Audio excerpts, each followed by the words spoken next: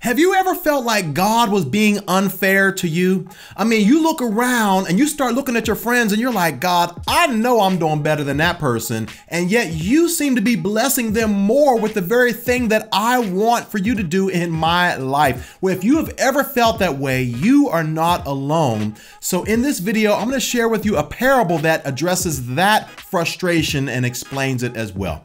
That's coming up today on The Beat.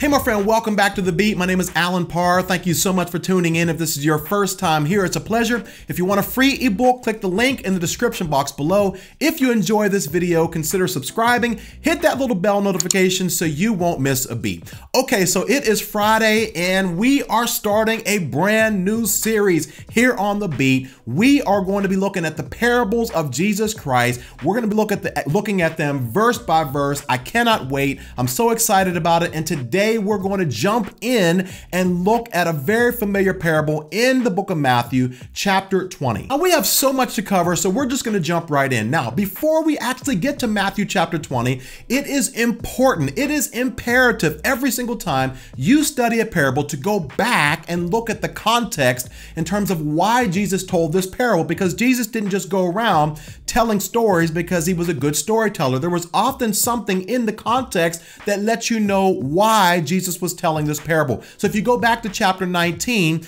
notice it says here, we have left everything to follow you. What then will there be for us? So Peter asks a very fair question. He says, Jesus, we've left everything for you. We've left our fishing businesses. We've left our friends, maybe even some family members. What is in it for us? And as a result of that, in response to that, Jesus tells this parable in Matthew chapter 20.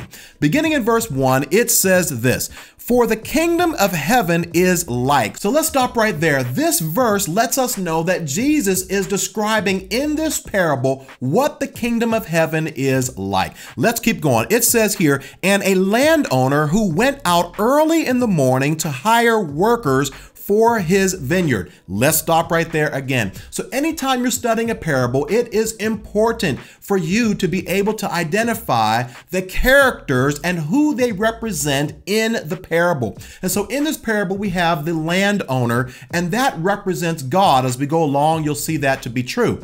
Then we also have the workers, and the workers are different believers who are at various points in their spiritual journey.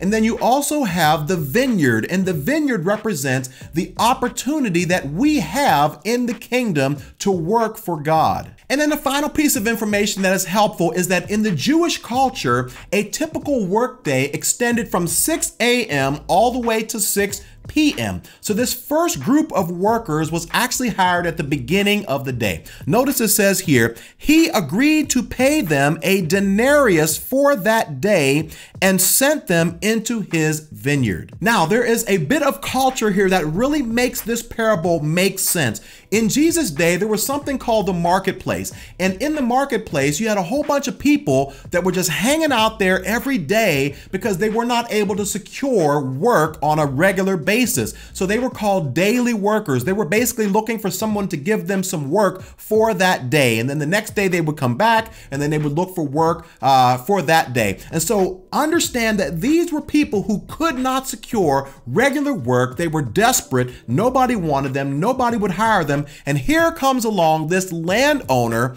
who agrees to not only hire them for the day, but pay them a fair wage. Now it continues and it says, and about 9 in the morning, he went out and saw others standing in the marketplace doing nothing.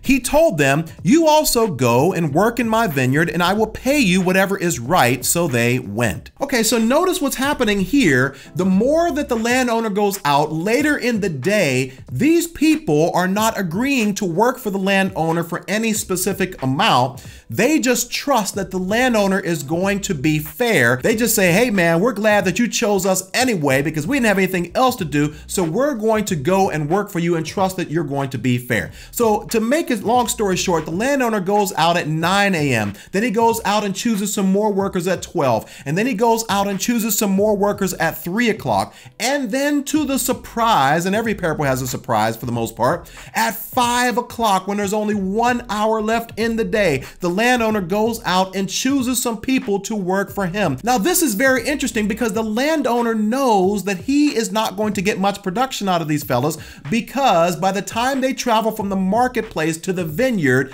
there's going to be very little time for them to be able to do anything in the vineyard, and yet the landowner chose them anyway. So I want you to pay attention to that. So notice verse 8, it says, when evening came, the owner of the vineyard said to his foreman, call the workers and pay them their wages, beginning with the last ones hired and going on to the first.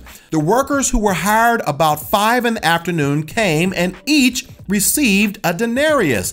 So when those came who were hired first, they expected to receive more. Oh man, if these people who were hired at 5 o'clock got a denarius and they didn't even work at all, man, we about to get paid. We about to make it rain up in here. We about to get more than what he agreed with us at the beginning. But then it goes on to say, but each of them also received a denarius. Say what? When they received it, they began to grumble against the landowner.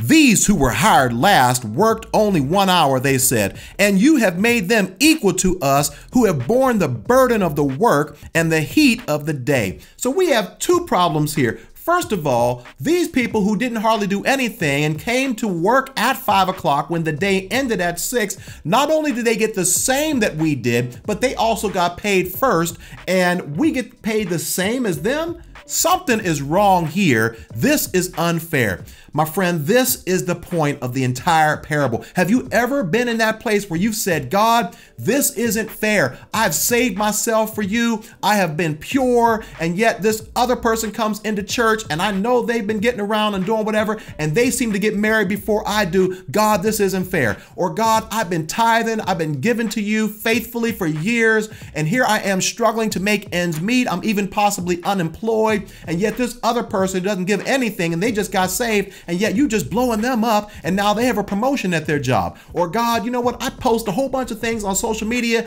always giving you glory, and I get like 5 likes, and then this other person posts something and their post just blows up. Like, God, what is going on? What am I doing wrong? And why are you being so unfair to me? Now, the parable ends with the landowner explaining to these guys, I was not unfair to you at all. As a matter of fact, at the beginning of the day, did you not agree with me that you would work for me the entire day for a denarius? And so the principle is, in the kingdom of God, sometimes those who are first will be last, and those who are last will be first. Now, what are some practical lessons that we can learn from this parable? I believe there are 7 of them, and I want to share them with you. Number 1 is that God does not owe us anything. Notice that the landowner did not have to hire these men. It was his grace. It was his mercy. It was his compassion. He knew that these men needed work, and as a result, he hired them. In the same way, God doesn't owe us anything. Oftentimes, we think that because I've done this or done that, then God owes me something, but nothing could be further from the truth. Number 2 is that God has already done more for us than we actually deserve. As a matter of fact, I read in one commentary that this denarius was actually the wage that was given to soldiers. So in this right, these people who agreed to work for this landowner at the beginning of the day were receiving more than they actually deserved, being daily workers. And you know what? Whenever you think about the forgiveness of God, when you think about how God has blessed you, when you think about God, how God has kept you, if God does not do anything more for you for the rest of your life, but save you from eternal separation from Him, my friend, God has already done enough for us already. Number 3, God's blessings are not contingent upon how hard we work, but on the goodness of God. Listen, God does not bless us because we work harder for Him, or we do more for Him, or we're more obedient than the other person. God blesses us because he is a good God. We cannot earn God's gifts. We cannot earn God's favor. We just need to be thankful that God extends just a little bit of goodness and mercy towards us. The fourth lesson is a huge one, and that is this: never look down on those 5 o'clock workers, because one day we may be in a situation where we are the 5 o'clock worker and not the 6 a.m. worker. You know, it's easy for us who are always serving God and feel like we're doing the right thing. It's easy for us to look down at other people who we feel like don't deserve God's blessings until we're in the opposite situation, whenever we're down and out, whenever we may not have done certain things right in our lives, whenever we may not be living a Christ-like life. And yet in those situations, we are glad that even though we're the 5 p.m. worker, that God is going to bless us in spite of our disobedience. Number 5, whenever we get our eyes off of our own blessings and we start coveting the things that God has blessed other people with, resentment towards God starts to kick in. Whenever we start looking at how much money someone else has, or what type of spouse they have, or what type of children they have, or the success that they're experiencing, what we're doing is we're showing God that we are ungrateful for the things that God has blessed us with. We're getting our eyes off of the blessings of God and focusing on coveting on the things that we don't have. We start resenting God and really believing in our hearts that God really owes us something, instead of realizing that it was his grace that he even gave us a position to work in the vineyard to begin with. And the 6th lesson is that we should not always look at what we can get, but rather what we can give. This landowner knew that he wasn't going to get anything out of these daily workers who he hired at 5 o'clock, and yet he chose them anyway, which gives us some insight into the heart of God. God chooses, sometimes he chooses us and chooses some people, even though he knows that he's not going to get much out of them. Maybe they've lived a sinful life all the way up to their deathbed, and God says, you know what? I know you don't have much time left to serve me, but I still want to choose you and bring you into my kingdom so you can experience an eternal bliss in my kingdom with other believers.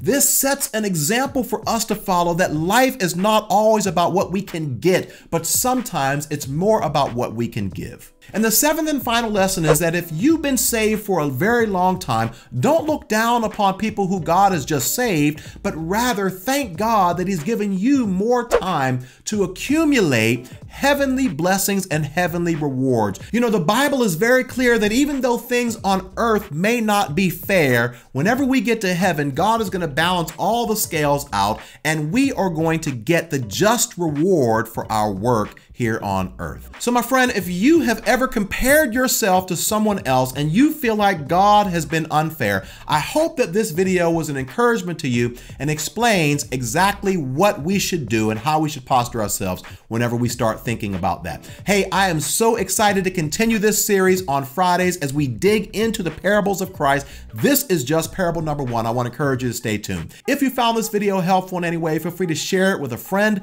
Also, if you haven't done so already, I would love it if you would subscribe. Check out some of the other videos on this channel. Thank you so much for watching. I'll see you next time on The Beat.